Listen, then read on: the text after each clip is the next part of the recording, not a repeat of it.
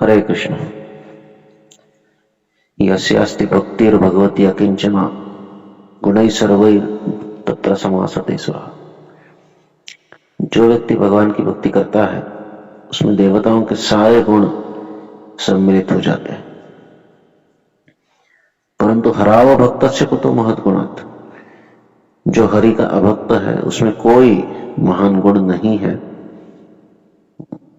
वो अपने असत मनोरथों के ऊपर, मनोरथेन असति धावतो भई, अपने असत मनोरथों के ऊपर बस इधर उधर भटकता रहता है। उसके जीवन को कोई उद्देश्य नहीं है। उसके लिए जीवन ये केवल खाओ पियो मजा करो, यही वस्तु है। ये शरीर हमको मिला है, भोग के लिए मिला है, और चूंकि ये भोग के लिए मिला है इससे बस भोग करते रहो। सर्वप्रथम निकृष्ट इंद्रिय भोग में वो लगता है, फिर निकृष्ट इंद्रिय भोग करते करते जैसे उसके पास थोड़ी भौतिक संपत्ति ऐश्वर्य इत्यादि आता है, फिर वो पूजा मान प्रतिष्ठा के पीछे लगता है। समाज में अपने मान को, अपनी प्रतिष्ठा को ऊंचा करने के लिए वो कुछ भी करने के लिए तैयार होता है। लेकिन ये सब जो है ये उसके मनोरथ है, ये उसके मन के द्वारा कल्पित परिस्थितियों को ही वो अनुकूल मानता है। उसके लिए कृपा जो है ये बस भौतिक प्रगति है। वास्तविक हम जब भगवान के सामने जाकर खड़े होते हैं और कहते हैं कि भगवान हम पर कृपा करो, तो कृपा करो का अर्थ क्या है? कृपा करो का अर्थ ये नहीं है कि भगवान हमको भौतिक समस्याओं से बचाओ, भौतिक ऐश्वर्य को प्राप्त कराओ, भौतिक धन को प्राप्त कराओ। ये भगवान की कृपा नहीं है। ये तो कर्म फल स्वरूप जीव को मिल ही जाता है। जीव जब कर्म करता है तो उसके फल स्वरूप उसको भौतिक ऐश्वर्य मिलेगा, उसको जो भी भौतिक उपलब्धि है वो मिलते रहेगी। तो भगवान की कृपा वास्तव में क्या है? भगवान की कृपा वास्तव में ये है कि वो हमें वैष्णवों के संग के माध्यम से अपनी भक्ति प्रदान करें। यही वास्तविक भगवान की कृपा है, और कोई भी भगवान की कृपा नहीं है। जब हम कहते हैं कि हमको थोड़ा भौतिक धन, ऐश्वर्य, संपत्ति, भौतिक मान, प्रतिष्ठा इत्यादि प्राप्त हुए, हम अनायास क्या कहते हैं? ये भगवान की कृपा है। हाँ, भक्तों के लिए हर कोई स्थिति भगवान की कृपा है, चाहे वो भौतिक अनुकूलता हो चाहे भौतिक प्रतिकूलता हो, ये भगवान की ही कृपा है। तो इस हिसाब से तो वो सही है। लेकिन तत्व की दृष्टि से देखा जाए तो भगवान की वास्तविक कृपा तब होती है जब हमें भक्ति प्राप्त होती है, जब हम निष्किंचन अकिंचन भक्ति में लग जाते हैं वैष्णव की कृपा से। ये भगवान की सबसे बड़ी कृपा है। और ये कृपा अगर भौतिक सुख सुविधाओं के बदले में मिल जाए तो ये सबसे बड़ी कृपा है वास्तव में। तो जो कर्मी व्यक्ति होता है वो भगवान से बस यही मांगता है कि उसके जो कर्म का फल है वो उसे ठीक ठीक प्राप्त हो, उसका जो भौतिक कर्म है वो उससे ठीक ठीक हो। यही उसकी इच्छा होती है, उसके जीवन का उद्देश्य ही यही होता है। और इसलिए ऐसे जो उपदेश है शास्त्र में, जो इस प्रवृत्ति को बढ़ाते हैं, कर्म करने की प्रवृत्ति को और कर्मफल को भोगने की प्रवृत्ति को बढ़ाते हैं, ऐसे उपदेश वास्तव में जीव के वासना को पोषित करते हैं। और ऐसे उपदेश हम वेदों में, कर्मकांड में, ज्ञानकांड में या अन्य पुराणों में जो इससे संलग्न है, 18 पुराणों में, हर पुराण जो है वो सात्विक संहिता थोड़ी है।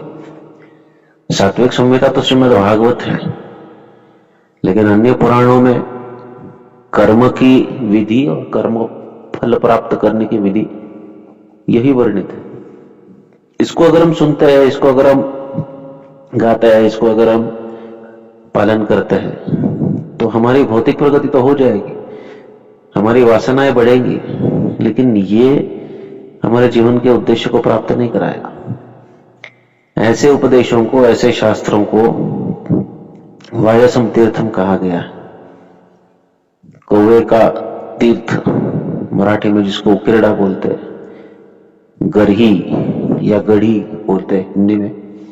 गढ़ी का अर्थ है जहां पर कचरा डाला जाता है, एक ऐसा स्थान जहां पर लोग आकर कचरा डालते हैं। वो कौवों के लिए बहुत प्रिय होता है। कौवे आकर वहीं पर अपना उनका पूरा समाज वहीं पर बसा रहता है, क्योंकि वहां पर उनको सब कुछ प्राप्त होता है। तो ये उनका रमण स्थान है, जो कचड़ा कुंडी होती है, कूड़ादान होता है, वो कौवों का रमण करने का स्थान है। जो हंस है वो ऐसी जगह पर आपको कोई प्राप्त नहीं होगा। हंस का अर्थ क्या है? दोनों ही पक्षी है, कौवा भी पक्षी है और हंस भी पक्षी है। कौवा गंदी चीजों को चुन चुन कर खाएगा और हंस जो है ये गंदी चीजों की तरफ देखेगा भी नहीं, वो दूध में से भी सार ग्रहण करेगा। दूध में अगर पानी भी मिलाया है तो हंस में ये शक्ति है कि उस पानी मिलाए हुए दूध में से केवल पानी को पिए, दूध को पिए, पानी को वैसे वैसे रख दे। तो ये हंस में शक्ति होती है। उसके सामने चाहे कोई भी परिस्थिति आए तो वो अपने विवेक के द्वारा डिस्क्रिमिनेट कर सकता है, भेद कर सकता है कि मुझे इस परिस्थिति में या इस प्रकार की स्थिति में क्या करना है।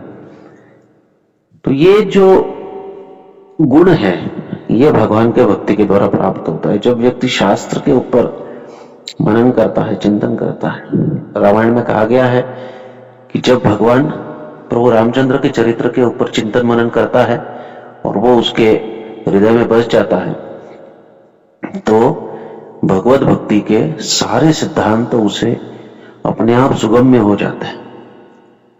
उसे कुछ करने की जरूरत नहीं होती, उसके हृदय में ही सब प्रकट हो जाता है।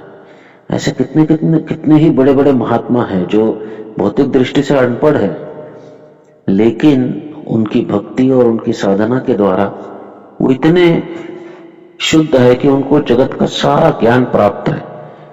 उनको सही सही पता है क्या करना है क्या नहीं करना है। तो ऐसे लोगों को हंस कहा जाता है। और इनमें जो शुद्धता को प्राप्त करते हैं, शुद्ध भक्ति को प्राप्त करते हैं, उन्हें परमहंस कहा जाता है। ये गुण केवल और केवल भक्तिमय साधना से विकसित हो सकता है। भगवान के नामों का कीर्तन करने से हृदय की शुद्धि जो प्रारंभ होती है वो अंततोगत्वा प्रेम प्रदान करके ही रुकती है। यही प्रगति का पथ है, आदौ श्रद्धा ततो साधु संग से लेकर प्रेम तक। तो ये प्रेम प्राप्त होता है चेतोदर्पण मार्जन से, वो प्रारंभ होता है। और चेतोदर्पण मार्जन होता है कृष्ण संकीर्तन से। तो इसलिए भगवान का संकीर्तन करते करते हम हृदय को शुद्ध करके वासनाओं को पहले तो दूर भगाते हैं। तो हम जो अभी हमारी प्रवृत्ति कौवे की तरह है, ये गंदी चीजों में ही हमें रमण होता है, वहीं पर हम हमारे उद्देश्य को ढूंढते रहते हैं।